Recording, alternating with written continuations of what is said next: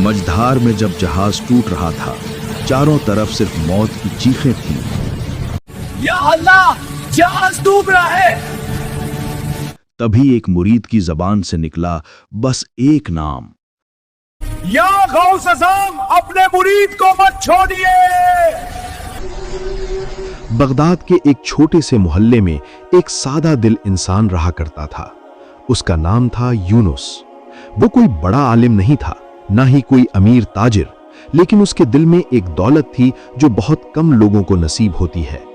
गौसे आजम हजरत शेख अब्दुल कादिर जीलानी रहमतुल्लाह अलैह से बेइंतहा मोहब्बत और यकीन। यूनुस गौसे पाक का मुरीद था।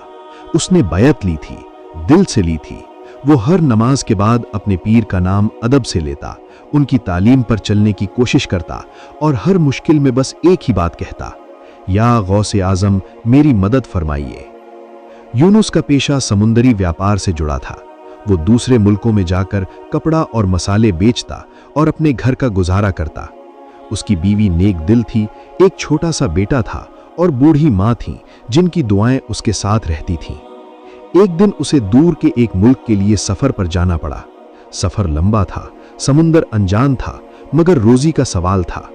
जब वो घर से निकल रहा था, उसकी माँ ने उसके सिर पर हाथ रखा और कहा, बेटा, समुंदर बड़ा बेवफा होता है, मगर गौसे पाक के मुरीद के लिए हर तूफान मेहरबान हो जाता है। यूनुस ने माँ के हाथ चूमे, बीवी और बच्चे को अल्लाह के हवाले किया और दिल में गौसे पाक का नाम लेकर सफर पर निकल पड़ा। जहाज बड़ा था, मगर भरोसे से ज्यादा तकदीर पर चलता था। दर्जनों मुसाफिर थे, कोई ताजिर, कोई मजदूर, कोई अपने घर से दूर रोजी की तलाश में। सफर के पहले कुछ दिन खामोशी से गुजर गए।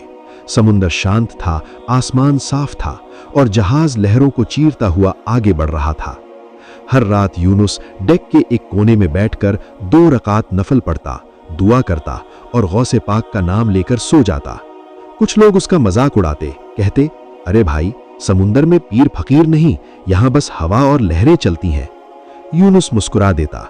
उसे बहस की आदत नहीं थी। उसका यकीन मजबूत था और यकीन को दलीलों की जरूरत नहीं होती। सफर का 7वां दिन था। दोपहर से ही हवाओं का मिजाज बदलने लगा। आसमान में बादल जमा होने लगे, सूरज जैसे कहीं छुप गया हो। जहाज के कप्तान के चेहरे पर चिंता की लकीरें उभर आईं।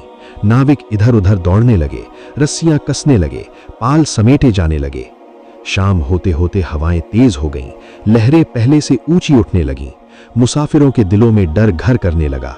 कोई दुआएं पढ़ने लगा, कोई रोने लगा, कोई अपने गुनाह याद करके माफी मांगने लगा।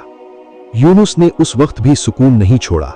उसने वुजू किया, एक कोने में बैठा और आंखें बंद करके दिल ही दिल में कहा, या गौसे आजम, मैं आपका मुरीद हूं, मुझे मेरे नफ्स के हवाले ना कीजिए।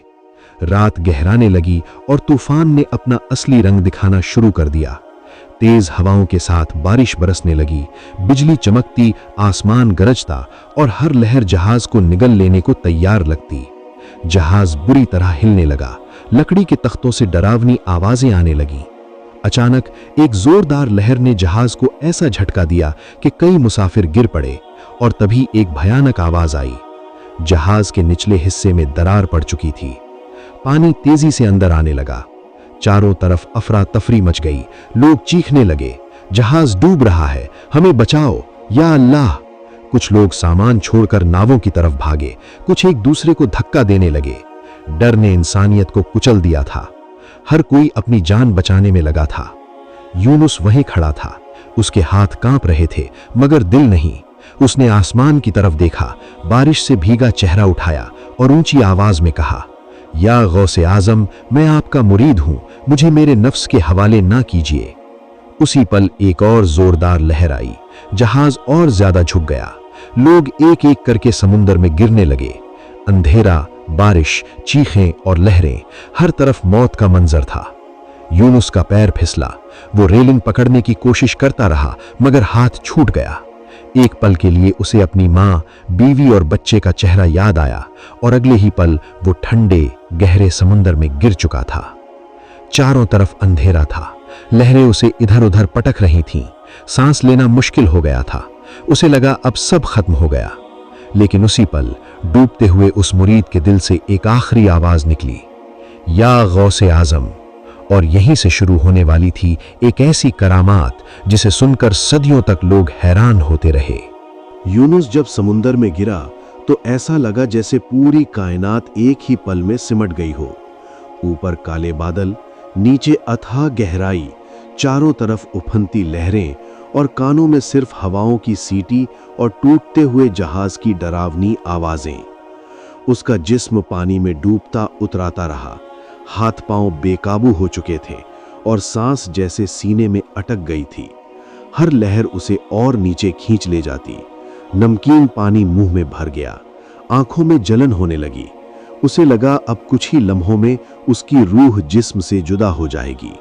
मौत इतनी करीब थी कि जिंदगी की सारी तस्वीरें एक एक करके उसकी आंखों के सामने घूमने लगीं।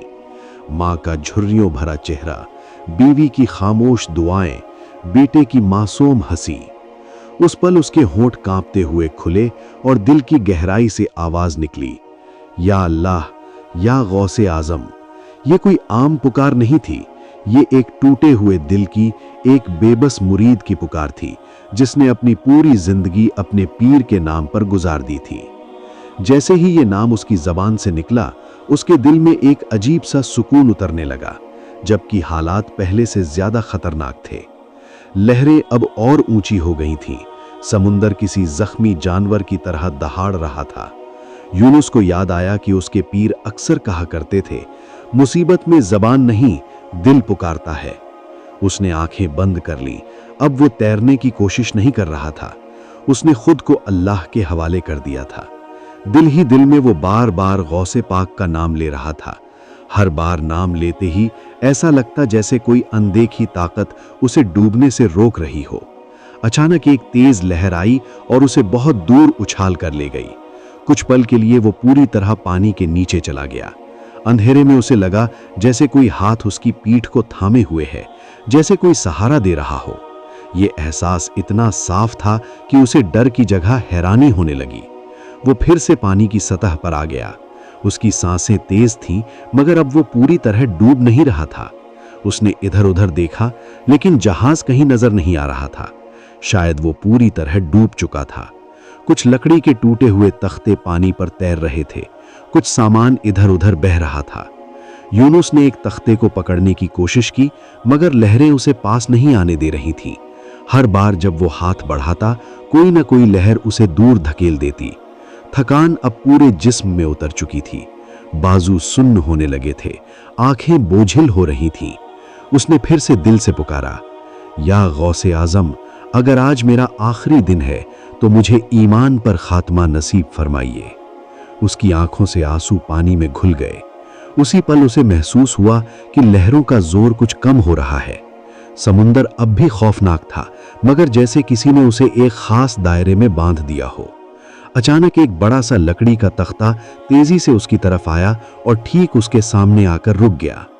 यूनुस ने पूरी ताकत लगाकर उसे पकड़ लिया। ये पकड़ ऐसी थी जैसे किसी ने उसे थमा दिया हो। ये तख्ता काफी बड़ा था, इतना कि वो उस पर अपना सीना टिका सके। पहली बार उसे लगा कि शायद वो जिंदा बच सकता है। वो तख्ते से चिपक कर लेट गया।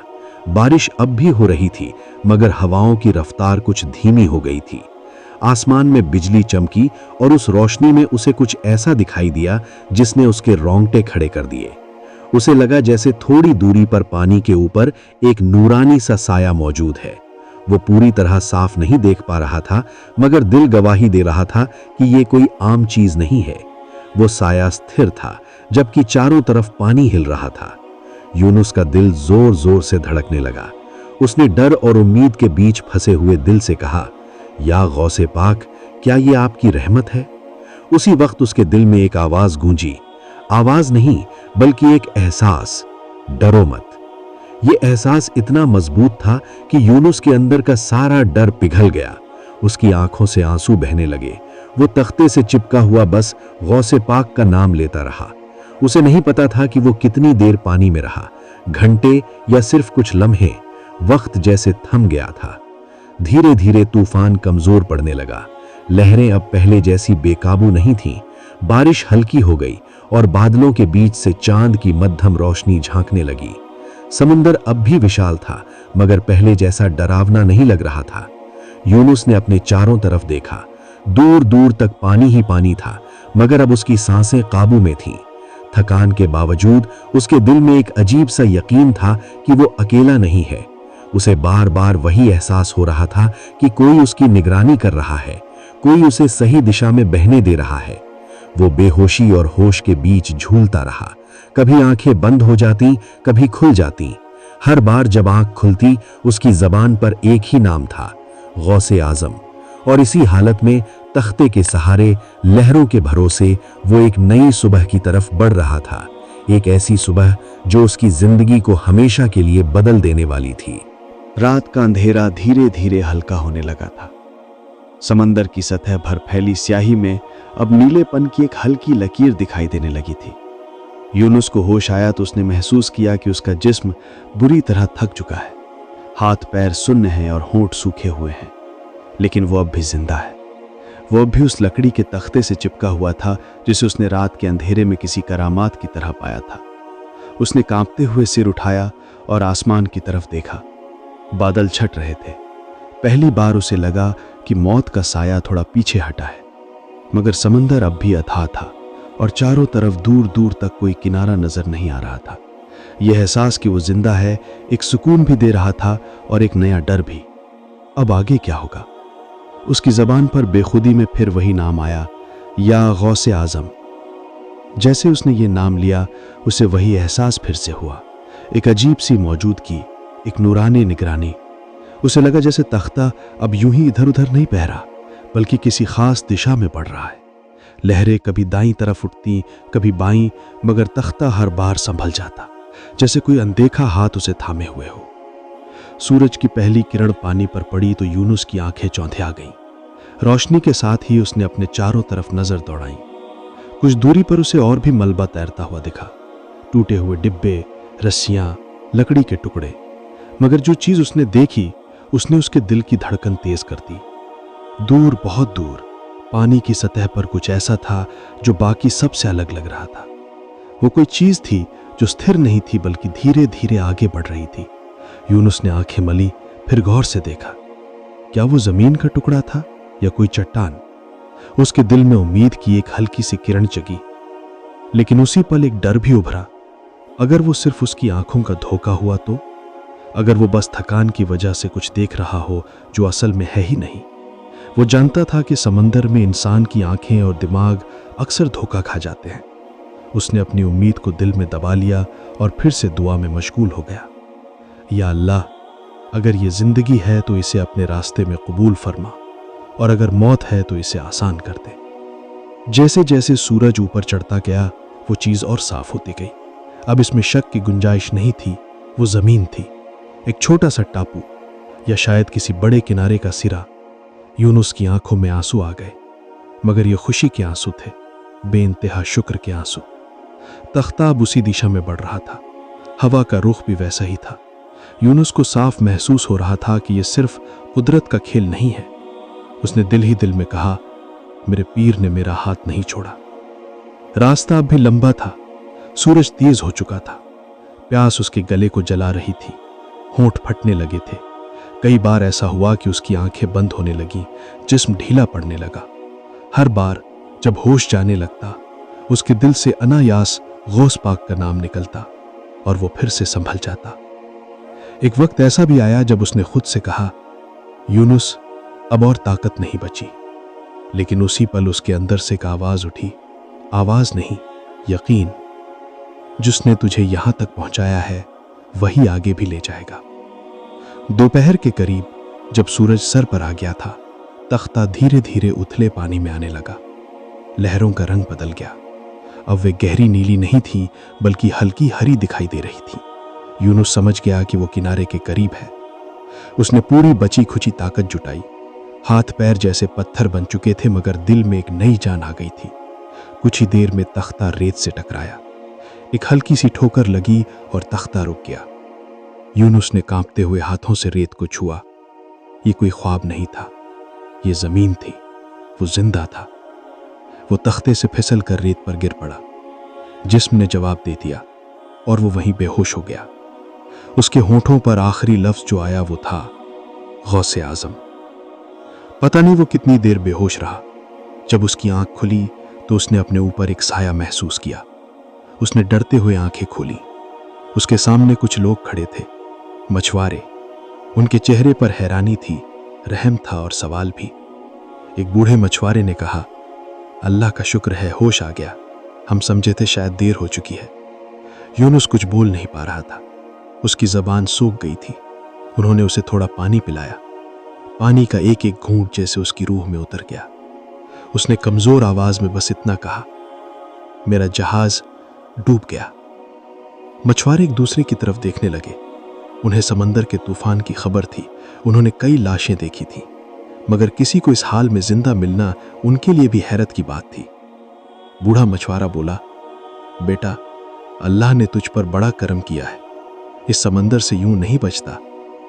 यूनुस की आंखों से आंसू बहने लगे। उसने रेत पर लेटे लेटे आसमान की तरफ देखा और दिल ही दिल में कहा, यह करम अल्लाह का है। मेरे पीर के वसीले से